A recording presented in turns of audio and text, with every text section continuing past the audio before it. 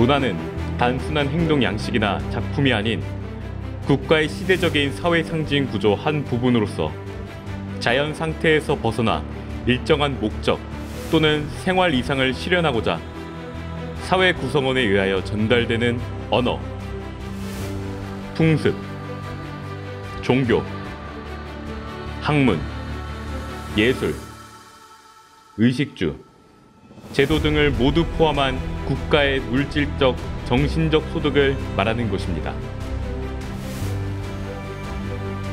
많은 학자들이 문화와 예술 분야를 연구하고 사례를 공유하는 이유도 한 나라가 가진 문화예술 분야의 역량은 국가 발전의 중요한 요소로서 작용한다 라는 인식에 도달했기 때문입니다.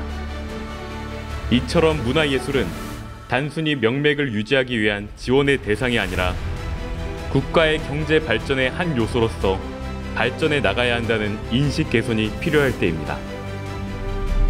유니타르 치파 제주에서는 대한민국의 작은 섬, 제주도의 무형문화재의 좋은 사례를 공유하고 발전하기 위해 영상을 제작해 보았습니다. 기후변화와 시대적 변화에 따른 무형문화재 손실과 실태, 그에 대처하는 지방정부 차원의 지원, 그리고 지역사회는 어떤 노력을 하는지 취재한 내용입니다.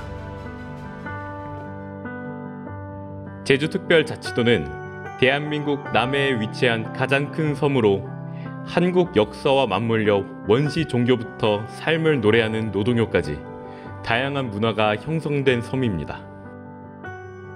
제주도 내의 무형문화재는 국가지정 6개, 도지정 22개로 총 28개가 지정되었습니다. 다양한 특성을 가진 무형문화재는 특성에 맞게 각 부서에서 세분화하며 지속 관리를 하고 있었습니다. 저 제주도청 세계유산본부는 그 문화재와 이제 유네스코 세계유산을 관리하는 부서입니다. 이제 도내에 있는 세계유산을 좀 더 이제 원형을 갖출 수 있도록 관리를 하고 문화재가 더 잘 전승될 수 있도록 노력하고 있습니다. 첫 번째로 무형문화재 전승을 위해서 전승자분들한테 전승지원금이나 이제 재료비, 그다음에 활용한 사업들, 그리고 공개행사 등을 지원을 하고 있고요. 그다음에 두 번째로는 이제 무형문화재를 도민들이 좀 더 가까이에서 확인할 수 있도록 이제 무형문화재 대전이라는 합동 공개 행사를 준비를 하고 있습니다. 그리고 세 번째로는 아까 말씀드렸던 이제 무형문화재 문화상품 개발이나 이제 지역 시설에 이제 강사를 지원하는 등의 이제 사업들을 하고 있습니다.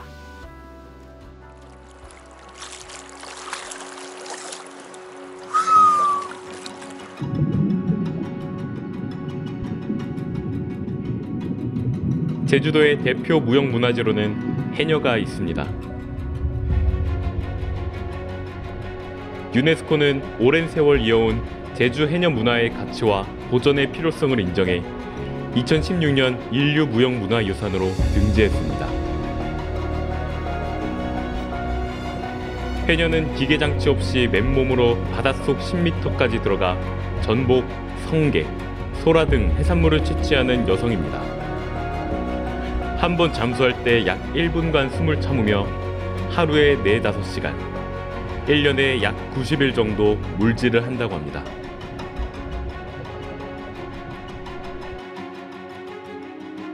해녀들은 늘 함께 물질에 나가고 어머니가 딸에게, 선배가 후배에게 물질 방법이나 바다의 섭리를 알려주며 해녀로서 지녀야 할 지혜를 전수합니다. 하지만 최근 그들의 미래에는 어둠이 들이오기 시작했습니다. 기후이변에 의한 생태계 변화로 그들의 삶의 터전이 점점 사라지고 있기 때문입니다. 보다시피 이 하얀 돌에다가 그래도 한 30년 전에는 그래도 보발도 있고 소라도 있고 있었는데 지금은 완전히 실하는 것은 하나도 없어. 아무런 것도 없습니다. 풀도 하나도 없고. 바닷속 생태계는 1도의 온도에도 민감하게 반응합니다. 해조류와 수산물로 가득 차 있던 과거와 달리 안반 위에 딱딱한 석회 조류가 뒤덮여 바다 사막화라고 불리는 백화 현상이 진행되는 것입니다.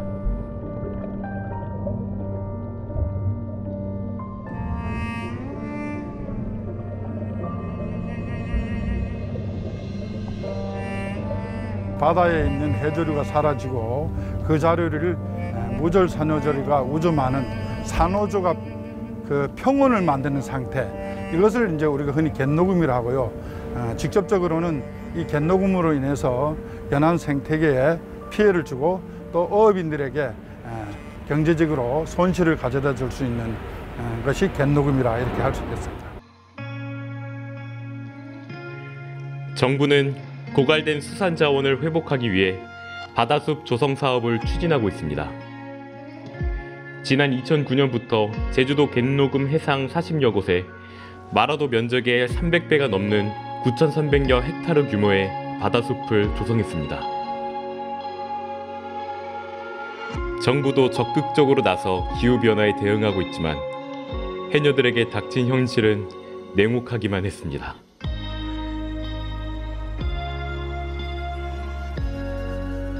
유네스코 문화유산으로 지정된 해녀들은 기후변화로 인해 역사로만 남게 되는 것일까요?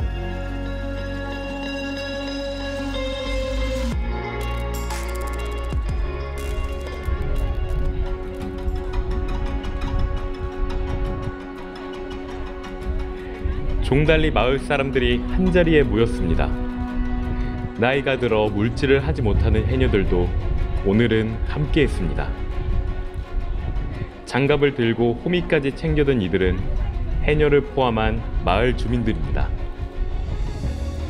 이제 검지를 맬 수 있고 우리가 바다에 뭐 또 검지라고 합니다. 걔를 생각합니다. 걔 바다의 농사 밭이 농사처럼 바다도 2시 반부터 배타장 시작했는데 6시까지 6시. 예?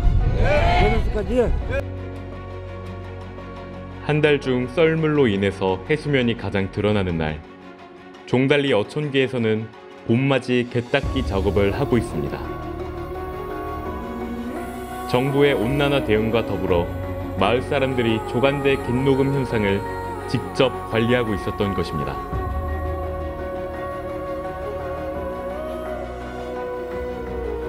(30여 년) 전에 풍요로운 바다를 되찾기 위해 마을 공동체가 형성되어 자발적으로 지키고 가꾸기 시작한 것입니다.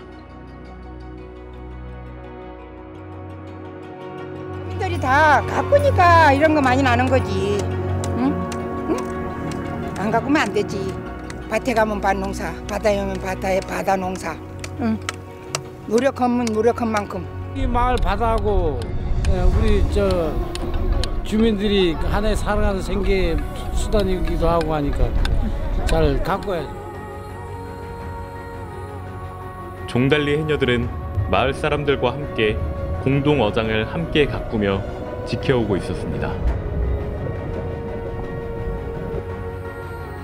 함께 뜻을 이루며 위기를 극복해 나가는 지역 공동체는 결국 문화를 지키는 원동력으로 보여지고 있었습니다.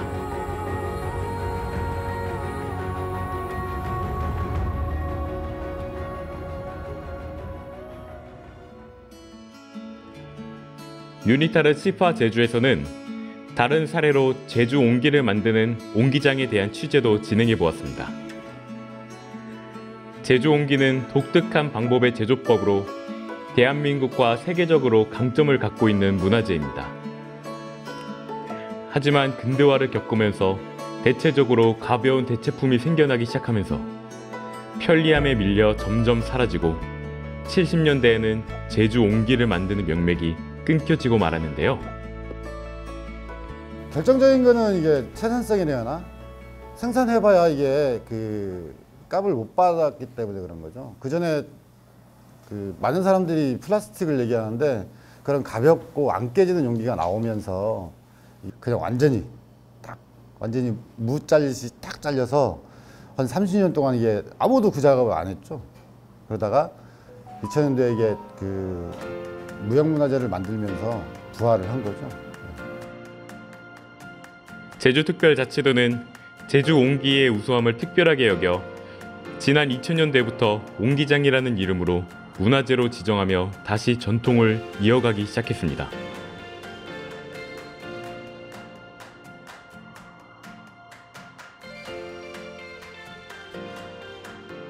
그리고 전수관, 지원 행사 등 전승을 이어나가기 위한 노력을 진행했습니다. 뭐 예를 들어서 이렇게 이런 부분에 그냥 지원을 해줬는데 뭐 전수관도 마찬가지, 체험관도 마찬가지, 뭐 건물만 지어놓고 그 안에 뭐 아무것도 안 하고 그냥 방치하는 데가 많잖아요. 마을하고 같이가 이게 지속할 수 있는 부분이라고 생각해서 계속 마을하고 같이 가려고 노력하고 있습니다. 국가에서 이렇게 이분들에 대해서 신경을 많이 쓰는데 우리가 이렇게 있으면 되겠느냐. 우리도 좀 더 우리 동네 문화재 그리고 지역에 있는 문화재분들한테 좀 더 관심과 애정을 가져보자 라는 어떤 동기부여가 되고 그래야지만이 서로 이제 상생할 수 있는 그런 그림이 되지 않을 것인가. 구억리 마을이 변화하기 시작했습니다. 마을 곳곳에 집 담벼락에 옹기들을 올려놓고 마을을 브랜드화하기 시작했습니다. 옹기나 허벅으로 무언가 온 동네를 디스플레이해 놓으면 오는 분들마다 한 번쯤 의문을 가질 거 아닙니까? 여기 뭐 하는 곳이지? 이게 왜 이렇게 났지? 뭐 그렇게 해서 저희 동네가 옹기와 관련된 마을이고 예전에도 했었고 지금도 현장 진행형으로 꾸준히 하고 있다라고 하는 어떤 이미지 메이킹하기에는 참 좋은 수단이다라고 저는 생각을 했어요. 그리고 와서 뭐 동네에 있는 식당이라든지 뭐 아주 소소한 경제 활동이지만 식당, 편의점 뭐 이렇게 이용하신다는 자체가 저는 뭐 미약하지만 좀 시작점이 되지 않나. 구억리 마을은 옹기장과 함께 제주 옹기의 우수성을 알리기 위해 노력하고 있습니다. 또한 지속적인 성장을 위해 많은 계획을 세우고 있었습니다. 그 체험관의 목적은 수익을 창출해서 무언가 우리가 앞으로 벌어질 어떤 행사나 축제에 대비하기 위한 마을 자원인 거죠. 이런 컵이나 이런 소품들은 집에서 얼마든지 쓸 수 있는 그릇들이라서 만약에 축제를 한다고 하면 이런 상품들을 축제 기간에 팔아서 판 금액은 다시 마을로 가서 그 금을 적립했다가 다음年도에 축제를 하게 되면 그 금액으로 다시 축제를 할 수 있는 거죠. 이게 계속 순환이잖아요. 축제를 통해서 마을의 그 이익이라면 이익, 10년, 100년, 뭐 1000년을 가야 이게 된다고 보는 입장이기 때문에 그렇게 해서 계속 수단적으로 이게 투자를 해서 이제 자생력을 가지면 이게 충분히 가능하다는 거죠. 관에서 지원을 안 받아도. 네. 뭐 예전 분들이 해온 전통을 개성한다는 의미에서 뭐 좋은 의미로 시작된 거라서 뭐 마을 사람들 참여율도 좋고 뭐 청년이나 부녀나 이게 전수관 운영하면서 한 사람이 단합도 잘 되는 것 같고 분위기는 상대적으로 엄청 좋아진 것 같습니다. 예전보다. 일자리도 많이 창출되는 것 같고 여기에 관심 가지는 분들이 많이 있어갖고 이쪽으로 많이 뭐 일자리를 하려고 하는 사람도 있고 주변도 그렇고 더 뭐 경제 활동도 좋아지는 것 같습니다. 이와 같은 지역 공동체 활동은 주변의 새로운 도자기 공방 등 새로운 일자리 창출을 불러오고 있었습니다. 동네 분들이 또 옹기에 대해서는 많이 아세요. 그러니까 이제 그만큼 역사가 깊은 동네. 그래서 이제 메리트가 크죠. 저희가 공방하고 이후에 한 3군데 정도 생겼어요. 그래 점점 좀 늘어나는 추세예요. 네. 그 혼자만의 문화가 개인의 문화가 아니라 그 지역의 문화이기 때문에 그 지역 사람들의 공동의 아이덴티티가 잘 남아있고 거기에서 자생한 그런 문화를 보존하기 위해서는 그 마을 분들이 적극적인 참여가 있어야 된다고 봅니다. 우리는 그동안 너무 문명에 쫓기어서 상당히 우리 것을 많이 잃었는데 지금은 우리 스스로를 돌아다보고 우리가 그동안 가져온 이런 무형유산을 잘 가꾸고 이것을 꽃피운다면 세계에서 가장 아름다운 우리의 무형문화유산이 되지 않을까 생각합니다. 무형문화재와 지역 공동체의 지속적인 상승은 말처럼 간단한 것이 아닙니다. 이들에게는 서로를 받아들이려는 건전한 인식이 있기 때문에 가능한 것입니다. 많은 사람들이 의견이 하나가 될 때 이게 빨리 갈 수 있고 이게 계속 갈 수 있다고 보거든요. 이게 뭔가 이게 분란이 있고 이러면 조금 천천히 가더라도 이게 잠시 멈췄다 가는 게 맞다고 보기 때문에 좀 무한한 관심이 필요합니다. 그 관심이 없으면 더 이상은 자생할 수가 없을 것 같아요. 그래서 일단 저부터 그 무형문화재나 그 무형문화재 관련된 분들과 앞으로 좀 많은 얘기도 하고 또 보이지 않는 또 보일 수 있는 그런 신뢰를 드리고 싶습니다. 느리더라도 천천히 이해관계를 맞춰나가며 건강한 지역 경제 발전의 한 요소로서 인식을 바꿔나갈 때 무형문화재와 지역 경제의 미래는 밝아질 것으로 보여지고 있습니다.